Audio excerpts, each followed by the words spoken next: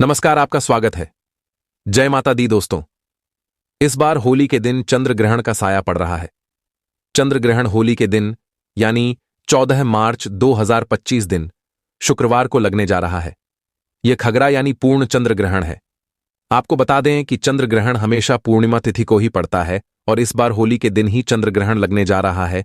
तो आज हम आपको इस वीडियो में यही बताने जा रहे हैं कि 14 मार्च को लगने वाला चंद्र ग्रहण भारतीय समय के अनुसार कितने बजे शुरू होगा, इसका सही समय क्या है और इसका सूतक काल लगेगा या नहीं। साथ ही हम आपको बताएंगे कि यह चंद्र ग्रहण भारत में दिखाई देगा या नहीं, भारत के अलावा और किन किन देशों में यह चंद्र ग्रहण दिखने वाला है, इसकी भी सही जानकारी आपको मिलेगी। साथ ही हम आपको बताएंगे कि इस चंद्र ग्रहण के दौरान आपको क्या क्या करना चाहिए और ऐसे कौन से काम हैं जो आपको चंद्र ग्रहण के टाइम भूलकर भी नहीं करने चाहिए। इस वीडियो में आपको 14 मार्च को लगने वाले चंद्र ग्रहण की कंप्लीट जानकारी मिलेगी। लेकिन वीडियो शुरू करने से पहले आपसे रिक्वेस्ट है कि अगर अभी तक आपने हमारे चैनल को सब्सक्राइब नहीं किया है तो जल्दी से सब्सक्राइब करके बेल आइकन दबा दें। साथ ही इस वीडियो को लाइक करें और ज्यादा से ज्यादा शेयर करें। तो आइए शुरू करते हैं।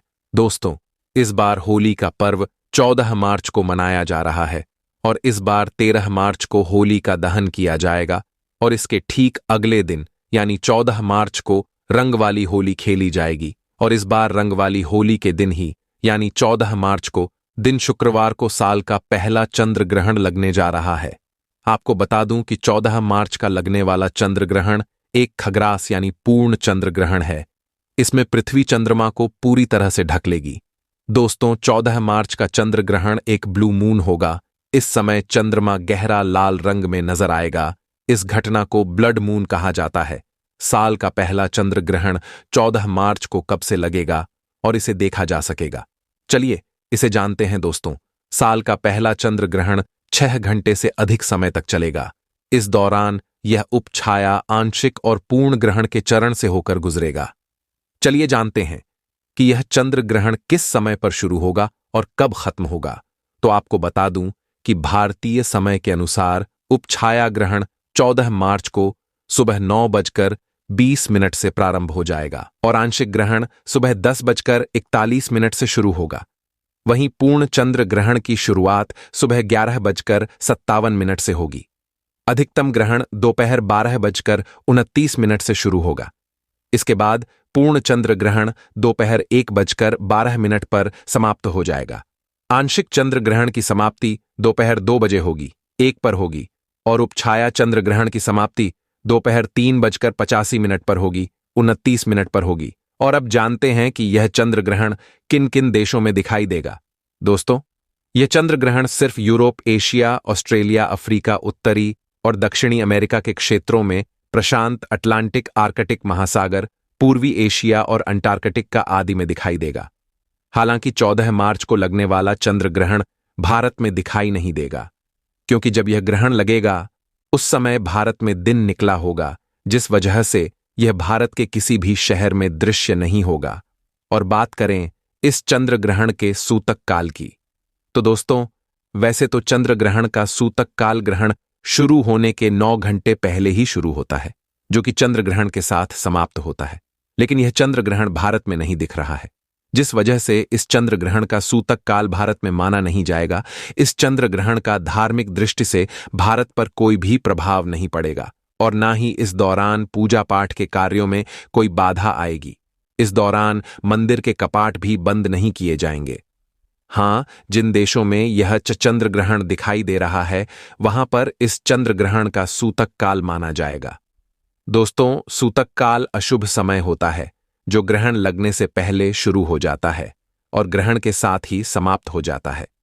यह भी ध्यान देने योग्य है कि सूतक काल में किसी भी प्रकार के शुभ कार्य करने की मनाही होती है। इस अवधि के दौरान किसी नए काम की शुरुआत भी नहीं करनी चाहिए। साथ ही इस समय भोजन पकाने या खाने से भी बचना चाहिए। यदि पहले से बना हुआ भोजन रखा हुआ है तो उसमें तुलसी के पत्ते या कुशा घास डाल देना उचित माना जाता है। इसके अलावा सूतक और ग्रहण के समय कुछ और नियमों का पालन करना आवश्यक होता है।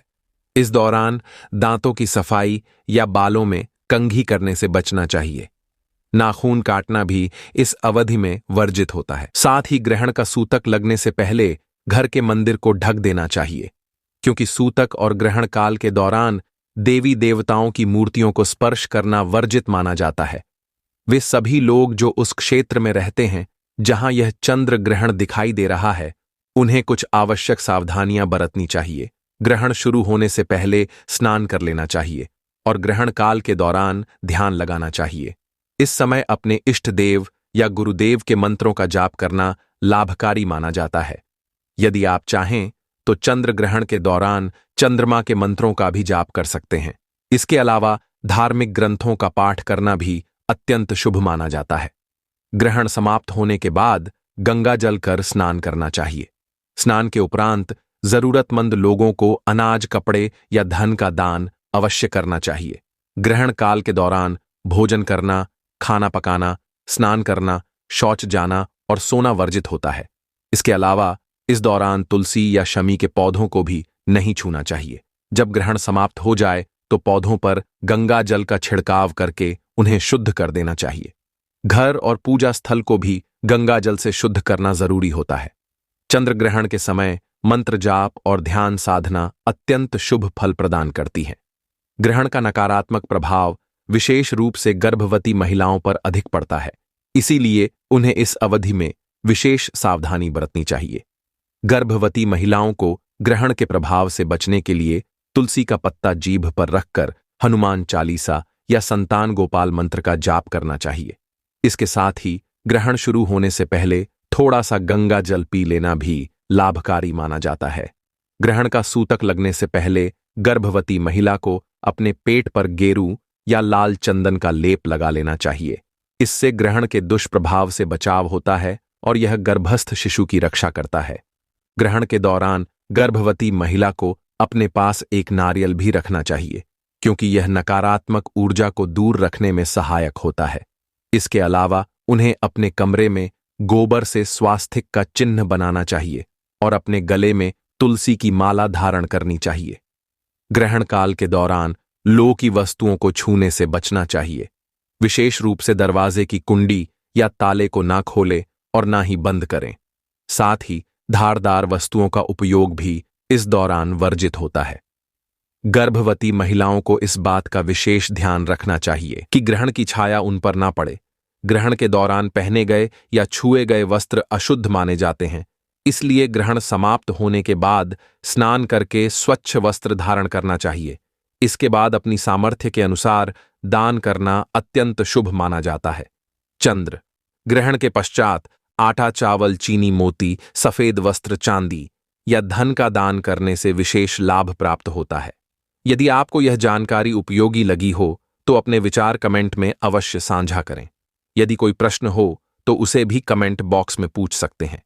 साथ ही इस जानकारी को अपने मित्रों और परिवारजनों के साथ साझा करें।